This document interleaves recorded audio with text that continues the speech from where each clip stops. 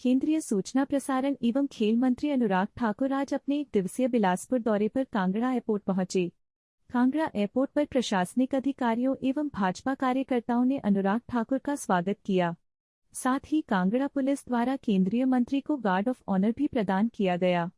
कांगड़ा हवाई अड्डे पर पत्रकारों से बातचीत करते हुए अनुराग ठाकुर ने कहा कि श्वेत पत्र ने कांग्रेस की पोल खोली है। कांग्रेस के कैसे परिवार बड़ा था, भ्रष्टाचार पहले था, देश प्राथमिकता नहीं थी, अपनी जेब भरना प्राथमिकता थी। हरियाणा में किसान आंदोलन की उठ रही आवाज को लेकर केंद्रीय मंत्री ने कहा कि कृषि के साथ साथ किसान कल्याण मंत्रालय नरेंद्र मोदी ने चलाया। ई-नेम राष्ट्रीय कृषि बाजार से लेकर एग्रीकल्चर इंफ्रास्ट्रक्चर फंड, यह सारा मोदी सरकार की देन है। आगे भी किसानों के लाभ के लिए, उनकी और आमदनी के लिए जो निर्णय होंगे मोदी सरकार लगातार करेगी। उत्तराखंड के हल्द्वानी में हुई हिंसा को लेकर केंद्रीय मंत्री अनुराग ठाकुर ने कहा कि कानून व्यवस्था राज्य का विषय है। अगर कुछ उपद्रवी हिंसा भड़काने का प्रयास करते हैं तो उनके खिलाफ कार्रवाई भी वहां पर हुई। शांति है, आगे भी रहनी चाहिए। सरकारी जमीनों पर कब्जा करने का जो ट्रेंड है ये खत्म भी होना चाहिए। उत्तर प्रदेश में योगी सरकार की पूरी कैबिनेट एवं समस्त विधायकों के आज राम मंदिर में दर्शन के लिए जाने के फैसले पर समाजवादी पार्टी के बहिष्कार को लेकर केंद्रीय मंत्री अनुराग ठाकुर ने कहा कि जिन्होंने राम भक्तों पर गोली चलाई, जिन्होंने राम मंदिर बनने में हर किसी ने टांग अड़ाई थी, कोर्ट कचहरी में भी अपने वकील खड़ा करके लंबी लंबी डेटें दिलवाई थी, आज उनको हजम नहीं हो रहा कि भव्य राम मंदिर का निर्माण हो चुका है, विग्रह में प्राण प्रतिष्ठा हो चुकी है और दुनिया भर के लोगों के मन में आज राम मंदिर में दर्शन करके आशीर्वाद लेने की इच्छा है।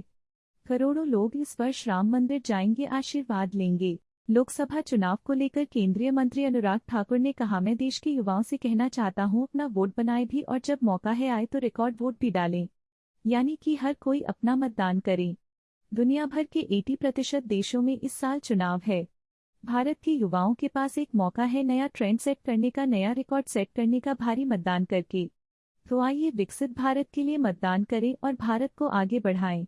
हिमाचल प्रदेश केंद्रीय विश्वविद्यालय के धर्मशाला कैंपस के निर्माण को लेकर केंद्रीय मंत्री अनुराग ठाकुर ने कहा कि केंद्रीय विश्वविद्यालय को लेकर नरेंद्र मोदी सरकार ने पैसा 280 करोड़ से बढ़ाकर 500 करोड़ रुपए से ज्यादा मंजूर कर दिया। उन्होंने कहा कि सीयू को लेकर कोई कमी केंद्र सरकार ने नहीं रखी। देहरा के समय भी कई साल वेट करना पड़ा, वैसे ही धर्मशाला के समय भी पैसा जमा नहीं कराया जा रहा है। शायद कांग्रेस पहले दिन से ही नहीं चाहती थी कि केंद्रीय विश्वविद्यालय बने, लेकिन हमने देहरा का काम शुरू करवा दिया। शीघ्र ही धर्मशाला का काम भी शुरू हो सकता है, लेकिन उसके लिए राज्य की सरकार को मात्र 35 करोड़ रुपए के लगभग शायद जमा करवाना है, जिसमें वह आनाकानी कर रही है। अनुराग ने कहा कि मैं आशा करता हूं कि जल्द पैसा जमा करवाएंगे और हम धर्मशाला में भी काम शुरू करवाएंगे। केंद्रीय मंत्री ने कहा कि अब किसी की इच्छा न हो करवाने की तो उसके ऊपर तो अब जो करवाना करवाई, लेकिन सच्चाई यह है कि कांग्रेस कभी भी नहीं चाहती थी कि सेंट्रल यूनिवर्सिटी बने। श्वेत पत्र ने कांग्रेस की पोल खोली है। कांग्रेस के लिए कैसे एक परिवार बड़ा था, भ्रष्टाचार पहले था, देश प्राथमिकता नहीं थी, अपनी जेब भरना प्राथमिकता थी। श्वेत पत्र ने ये भी दिखाया कि कैसे कांग्रेस की नीतियों ने देश का एक बड़ा नुकसान किया है। बैंक घाटे में थे, 12 में से 11 बैंक पीसीए फ्रेमवर्क में थे, लोग पैसा लेकर भाग रहे थे, लेकिन सरकार चुप बैठी थी। वहीं दूसरी ओर एक के बाद दूसरा घोटाला हो रहा था। सरकारी फाइलें भी कैबिनेट में जाने की बजाय एनएसी में जाती थी, जहां पर वो लोग सदस्य थे जिनकी अपनी काबिलियत पर या पृष्ठभूमि पर प्रश्न चिन्ह लगते थे।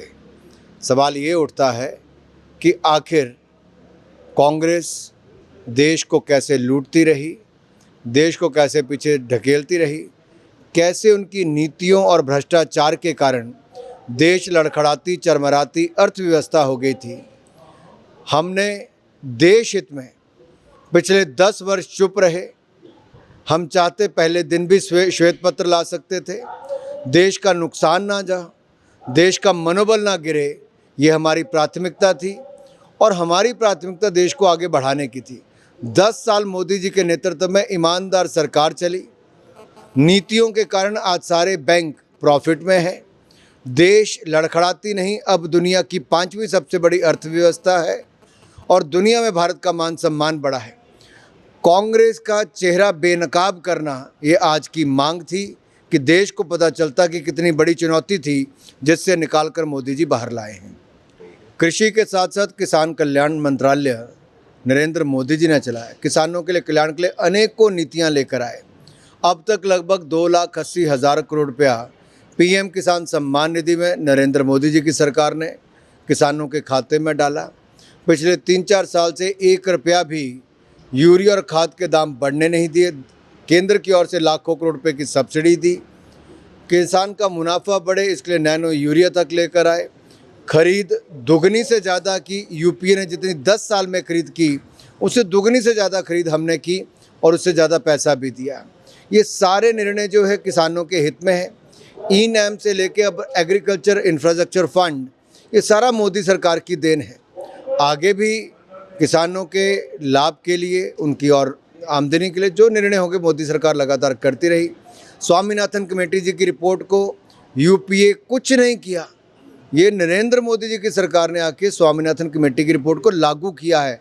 लागत प्लस 50% और मुनाफा ये मोदी सरकार देती है। कानून व्यवस्था राज्य का विषय है। अगर कुछ उपद्रवी हिंसा भड़काने का प्रयास करते हैं तो उनके खिलाफ कार्रवाई भी वहाँ पर हुई। शांति है, आगे भी रहनी चाहिए। सरकारी ज़मीनों पर कब्जा करने का जो ट्रेंड है ये ख़त्म भी होना चाहिए और कोर्ट के निर्देश पे जो कार्रवाई होती है उसके चलते जो कदम उठाएंगे।